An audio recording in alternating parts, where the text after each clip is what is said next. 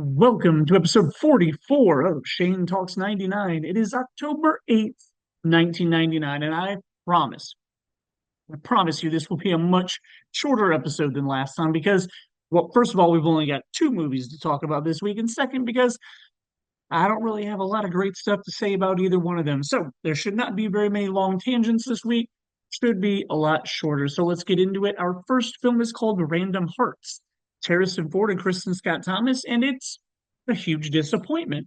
Let me explain why it's a huge disappointment. Because it has a really, really good trailer. Like, I mean, a legit, well done, well edited, enjoyable trailer that makes it look like a really interesting film. Like it could be an interesting film. And like I remember all the way back in 1999 thinking the trailer was good, really being interested in the trailer, and then being super disappointed in the movie. So before I rewatched the film last week, I went ahead and I popped up the trailer again because I was like, maybe I just don't remember the trailer right.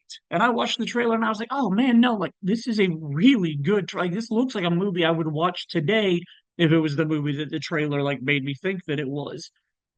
So I was like, okay, the trailer is really good. I really like the movie, or I'm sorry, I really like the trailer. Maybe I've talked about it on this podcast a lot recently. A lot of these movies from back in the day, I I feel differently about them when I watch them now. I just have 25 more years of experience, or in some case, like 35 more years of experience from stuff like Groundhog Day that I hated for so long. And now it's just okay. Like, I definitely have changed my opinion on that. So I thought, okay, maybe after all these years, because I have not seen Random Hearts since 1999. I only ever watched it in the theater, never rewatched it, never bought the DVD, never owned it, have never sat down and rewatched this film until now. So I thought maybe with all these other movies recently where I've been like, huh, these are not as bad as I remember them being. Maybe the trailer for Random Hearts has me interested enough again that I'm really gonna like Random Hearts the movie. And I experienced deja vu again because as I was watching the movie, I realized no, this is really not a good movie. Not very good at all. It's not good. Yeah. Didn't happen. Again, watch the trailer again. Really like the trailer. So what I'm going to tell you is go watch the trailer. I 100% recommend watching the trailer for Random Hearts. It's a really good trailer. And then just stop. Don't waste 2 hours of your life watching the movie. It's not worth it. It'll be a huge disappointment. It will not live up to how good that trailer is. So let's look back. Random Hearts started in 1984 as a book that was written by Warren Adler, whose name might be familiar because he also wrote a book called War of the Roses. War of the Roses got turned into a very popular black comedy or dark comedy, whichever it's a dark comedy, which is directed by Danny DeVito. I know a lot of people that really like it. I think it's okay. Like I don't dislike the movie in any way, but definitely a lot better than the adaptation of Random Hearts. Random Hearts, let's see, goes back to the 1980s when Dustin Hoffman was attached to star in the movie. He apparently went through a couple of drafts of the script and just couldn't find one that he actually liked and approved, so Dustin Hoffman dropped out of the project. By the early 90s, it was now Kevin Costner's turn to try to get this movie made. Even coming to the point where James L. Brooks was attached to direct this movie in the 90s. Then that all fell apart. In 1997, Universal Studios announced that Harrison Ford and Kristin Scott Thomas were going to star in a movie together called Age of Aquarius. I have no idea what Age of Aquarius was supposed to be about. Can't really find anything on it. But it was supposed to be directed by Phil Alden Robinson, the same guy that did Field of Dreams. So I'm sure I would have watched the movie. Don't know if it would have been any good. Probably couldn't have been any worse than what we got here. But besides all that, apparently the rumor is the budget was getting way out of control for Age of Aquarius. So Universal scrapped that movie altogether, and then somehow both Harrison Ford and Kristen Scott Thomas found their way into Columbia Pictures' lap.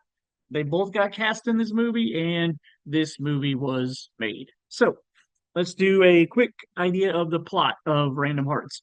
Harrison Ford has a wife. Kristen Scott Thomas has a husband. His wife, her husband, they're having an affair. The affair gets discovered because both of them are on a plane to Miami that crashes and goes down. We find out that that Harrison Ford's wife was using Kristen Scott Thomas's name as the other guy's wife to be on the plane. So kind of a mystery for a little while. Like it's a mystery in the fact that Harrison Ford's character becomes obsessed with learning about this affair and why the affair was happening, and he just in his mind they had a perfect marriage and he doesn't understand why she was having an affair, and I can relate to this. Like, I understand the obsession. Like, I feel like I'd probably be very similar to that. Like, I would want to know. Finally gets to the point where he confronts Kristen Scott Thomas about it to find out if she had any idea. um and what should have been a really good scene between them is really a pretty blah and terrible scene between them. But like, she is literally the polar opposite. Like, she gets presented with this information, your husband was having an affair, and she's more like, meh, I don't really want to know anything else. I just want to preserve the memory of my husband and pretend like none of this other stuff happens.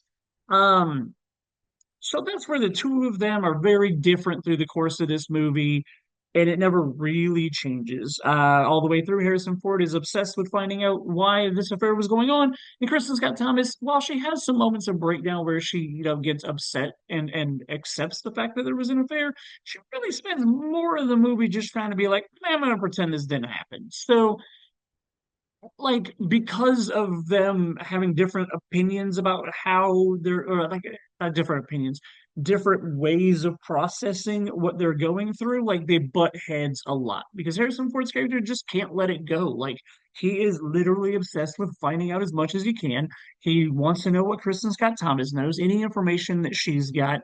And like, there's all these like really tense scenes between them, and like, there's a couple of the scenes that aren't bad. Like, they're okay in the beginning when they're talking. Like, literally the first time that they meet each other is a really kind of tense sequence, and it's her processing what he's telling her. He's mad about what he already knows, and she is beginning to get mad about what she's being told. So then they butt heads over that, and that's kind of a decent scene. But like, it just kind of gets dumb from there. Like, and like, there are moments where it's just like a light switch. Like, they're fighting and arguing, and like, they're not happy with each other, and they're saying mean things to each other, and then literally, like, all of a sudden they're making out. Like, I guess, I don't know. Like, is that how we're supposed to believe that they're processing their trauma like differently but the same? As like, we're just gonna start making out. Like, there's no like slow burn build up to them having a relationship. There's no like flirty stuff going on. There's no like anything. It's literally just these two characters that spend a lot of, and like, don't get me wrong, like, I've seen this in other movies done far better than it is in this movie, where but like, the antagonizing in these other movies is in a flirtatious nature, or like evolves into a flirtatious nature. It's the, oh, I can't stand this guy, but it's because I actually really like him type vibe. But like, that's not what you get from this movie. Like, it's literally two characters butting heads angrily, getting upset with each other for the things they're saying to each other, and then just all of a sudden finding themselves in a car making out. And then it goes on from there. There is, as I said, there's no legitimate character relationship development that goes on. And like, that's one of the really annoying parts of this movie. Like, as things happen and as more and more things get revealed, like, like, their character arcs could have crossed in a much better way. Like, Harrison Ford's this super angry guy, and Kristen's denial, like, they could slowly move in like opposite directions, like, over time. Like, Harrison Ford, like, his anger could have started to die down. Like, he could have started the movie, like, the beginning very angry with the situation, and then as he begins processing and accepting all of this stuff and realizing he has no control over it, like, his anger could be going down. And then Kristen Scott Thomas like starts off in this denial phase. Over the course of the movie, her trajectory could have gone up in anger. Like, she is starting to accept these things about her husband, and like, that could start like pissing her off and making her angrier. But like, Harrison Ford's character has already been angry, so he can be there emotionally for her. And like, there could have been some type of slow growing thing between them. Harrison Ford, having already gone through the anger, could be there to comfort her when she hits that point. Like, we could have seen him coming down through the movie, her going up through the movie, and like, I feel like it could have been written and played out so much better than what we got. And like, as bad as their character development and relationship stuff is, let's address the fact that the worst part about this movie, the absolute worst part about this movie, is the moment where this movie tries to convince me that Dennis Haysbert could be a bad cop. I mean, I'm sorry. I've seen every episode of The Unit. It's one of my favorite shows, and Dennis Haysbert is an amazing leader of a covert team of special agents on a TV show that doesn't come out for another 7 years. So, okay. But I've seen every episode that he was in of 24, and President Palmer, you want me to believe that President Palmer could be a bad cop on a show that doesn't come out for another 2 years until after this movie came out? Okay. Well, in 1999, I also know that I saw Dennis Haysbert in another film called The 13th Floor, and in The 13th Floor, he played a bad cop. And I mean, I guess I also saw the movie Heat, where he played a getaway driver for the bad guys. So maybe Dennis Haysbert actually can play a dirty cop. But okay, so it was okay. So he can play a dirty cop, but I'm not happy about it. I don't like seeing Dennis Haysbert be the bad guy in a movie. Like it makes me like this movie even less because they wanted me to believe that Dennis Haysbert was a bad guy. And yeah, he's got this whole subplot between Harrison Ford and Dennis Haysbert. Harrison Ford works for internal affairs, that he's in the process of like hunting down Dennis Haysbert's character and proving that he did all this bad stuff, including murder and informant and all this kind of stuff. So like we get to like the act 3 of this movie, and there's definitely like a Nicholas Sparks moment where like you think some bad stuff is really going to happen, and then all of a sudden the writer was probably like, "Oh wait a minute, I am not Nicholas Sparks. I can actually make this a happy ending, and what I just wrote, I'm just gonna fix it all here in 2 pages of script." Um, Give us the happy ending to this movie that it easily could have been written completely differently. The rest of this cast, lots of big names of people in this cast. We got Bonnie Hunt and Dylan Baker in this cast. Richard Jenkins is in the cast. Sidney Pollack, who also directed this film, is in the cast. Rico Aylesworth and Edie Falco are in this cast. Peter Coyote plays Kristen Scott Thomas's husband, and their daughter is played by Kate Mara in her first ever film, like feature film that she was in. So I love a good cast.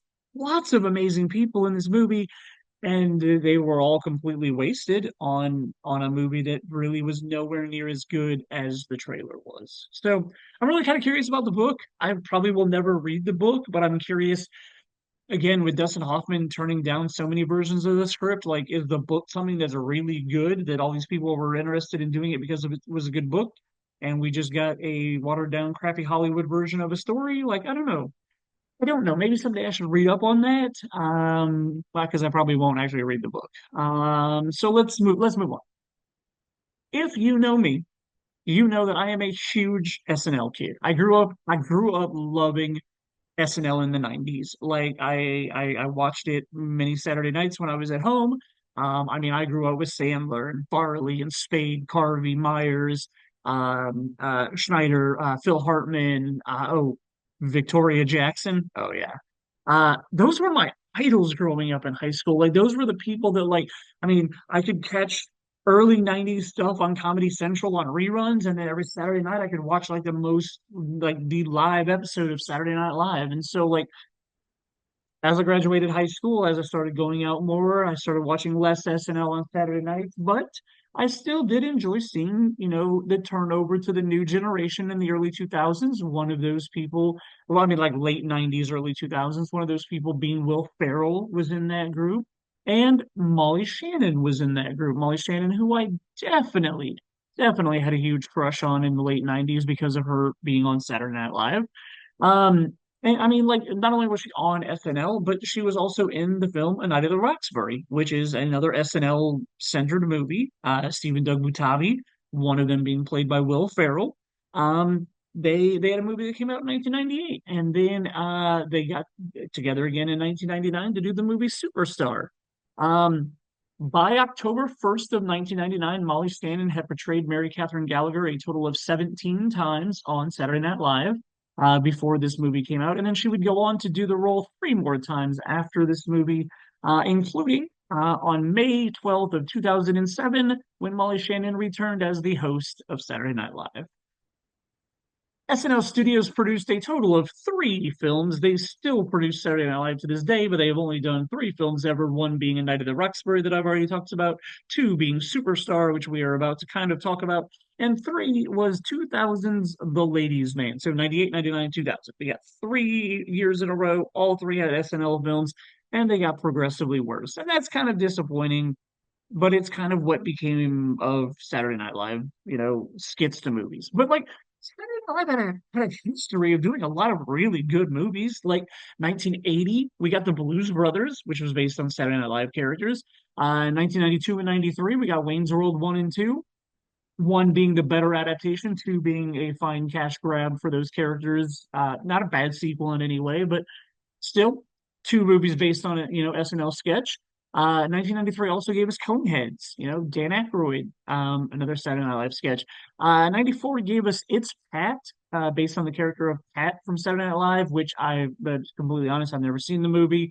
I don't know if it's good or bad. The character was not one that really interested me when I watched the show. So then 1995, we got Stuart Saves His Family, another SNL one. I don't really remember enjoying the movie. I know I've seen it. I just don't really, it doesn't stick out with me. I don't really remember it very much. After that, we get caught up with 98, 99, and 2000 and all of those other SNL movies that I've already mentioned. So, like, let's get to Superstar. Superstar came out in 1999, and Superstar is really just kind of plain and boring. It's Mary Catherine Gallagher wanting to kiss the most popular boy in school, which is played by Will Ferrell. And I mean, truth be told, like Superstar is kind of like Mean Girls before Mean Girls. Like it has a lot of Mean Girl vibes in it. Like Evian or whatever her character's name is. She's named after bottled water. They make that joke in the movie. Um, Definitely super Mean Girl. Definitely like again, this is Mean Girls before Mean Girls was Mean Girls, which is then interesting. Being this was an SNL movie, and then Mean Girls was written by two people who were on SNL's writing staff. So I don't know. Not that I think they're really that connected. It's just kind of a weird thing to make that connection. So like Mary Catherine Gallagher really gets made fun of a lot throughout like the course of this movie. And like here's the greatest like the great if you don't know the character of Mary Catherine Gallagher, like the great thing about her is she is the biggest juxtaposition of a character ever written like in television or in cinema because like she's super shy but she's also not shy at all. Like she talks about her anxiety and how shy she is, but then like she's the first one to get loud and go over the top in any situation. Like she goes from like this I don't know, like really mousy, quiet little shy character in one moment of the cafeteria to 1 minute later she's leading a dance sequence in the cafeteria, choreographed like beginning with the robot dance, like and then turning into like an all-out musical number in the lunchroom cafeteria. Like it's it's so fun to see like how she goes for like she's one extreme or the other, and it's very fun to watch her fly back and forth between the two of them. I think that's like the huge appealing part of the character is how well Molly Shannon handles that. So, all right, so like I said a few minutes ago, like the plot of the movie is essentially she just wants to kiss the most popular boy in school. I think she like moreover like she just wants a kiss, but like she focuses on the most popular boy in school who happens to be played by Will Ferrell. So like to practice kissing, she starts trying to make out with a tree and she ends up getting caught. And because she's trying to kiss a tree, the teachers all think, oh, she's mentally handicapped. Let's put her in the special education group at school. Again, 25 years ago, school was a little bit different. It wasn't the way it is now with children with special needs. So take that for what it is in a film from 1999. So she gets thrown in with all of these other misfit children. There's a misfit group of kids who are deemed special education, and it gives Mary the chance to befriend all of them. And like many movies and plots like this, I mean, like something like The Greatest Showman, when you have characters who are told that they are misfits or told that they are special needs or anything like that, when they come together, they form a really tight bonded family for the most part. There's obviously some outcast characters in here and whatnot, but like I gotta be honest, some of the stuff with this group of characters in this movie is some of the funniest stuff in the whole movie. Like it's not funny enough to save the movie, but there's some visual gags that I got some good chuckles out of. Like I legitimately laughed at some of the visual gags that they did or some of the lines of dialogue that they had, between this group of kids. And so like that was cool to see. Like that was a lot of fun. So like the rest of the movie focuses about this dance competition. And like the winner of this dance competition gets to go off to Hollywood and be an extra in a movie. Again, this is an SNL sketch, remember that. And this movie that they get to be an extra in, they play it up that they will have what is it, a high moral value movie. Again, she goes to a Catholic school. Don't think I mentioned that earlier. So she goes to a Catholic school, so it's a high moral value movie. She is that the winner of the dance competition is going to go off to Hollywood and be in. And this really motivates Mary Catherine Gallagher to try to win the dance competition because throughout the course of the movie, she wants to be a superstar. So yeah, so the plot of this movie isn't really why I like this movie or why I don't hate this movie. Like again, the movie is just okay. I don't hate it. I don't think it's very good either. But movies like this, and very much like A Night of the Roxbury, the thing that I love about them, despite being SNL, related films, is I appreciate and love the fact that they pay homage to other movies. Like they find fun gag ways to I guess pay homage is the best way to word it. Like I was trying to think of a different way to word what I just said, but no, they pay homage to or parody. I guess I mean, they parody really good movies that I like. Like in this film, they parody Armageddon, which just came out the year before. They parody Carrie and the Rocky Horror Picture Show and the Full Monty. Like and then there's like an entire discussion between two of the main characters, well, Molly Shannon and Will Ferrell, about the movie The Boy in the Plastic Bubble, the John Travolta film from the 70s. Like the fact that they talk about and reference movies like that or parody and exploit movies that I like and enjoy. Like it those are the things that are fun for me. Like they don't make it a great movie by any way. Like it's not Oscar worthy or anything like that. But those are the things that I laugh at when a movie can do things like that. Is Superstar just a bunch of SNL sketches all kind of written together to try to make a cohesive story out of it? Absolutely. That's literally what this movie is. Does that make it an enjoyable movie? Meh. But again, like I said, it's not a bad movie. I don't hate this movie in any way. It's just there. It's just kind of fun. If you want to turn your brain off and watch, Mary Catherine Gallagher make a fool out of herself on her attempt to become a superstar, lots of fun. Um, the only other person in this cast is really worth talking about is Harlan Williams.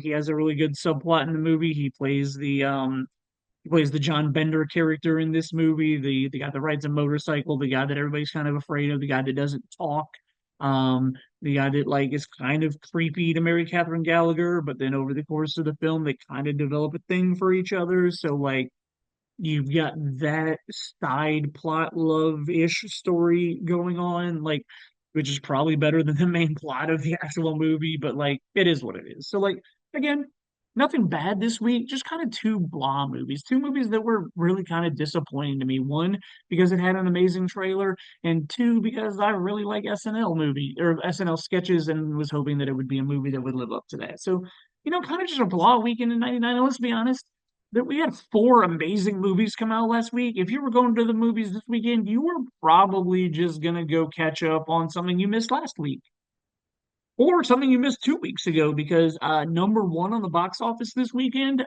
ended up being Double Jeopardy in its third week of release.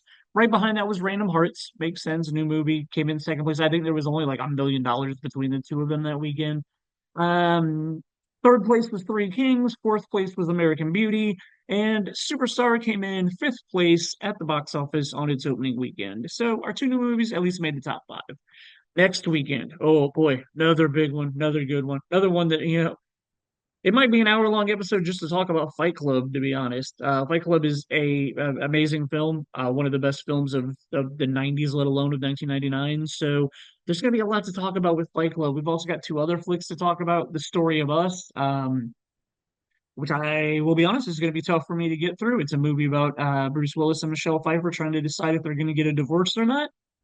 I like the movie. I just don't know how I'm gonna feel about it watching it, where I'm at in life right now. So that'll be fun. And then finally, a David Lynch film, which you would think the David Lynch movie should give Fight Club a run for its money, but no, this is David Lynch's The Straight Story, which he did for Disney. I want to say it's a rated G movie, and it's not bizarre or weird in any way.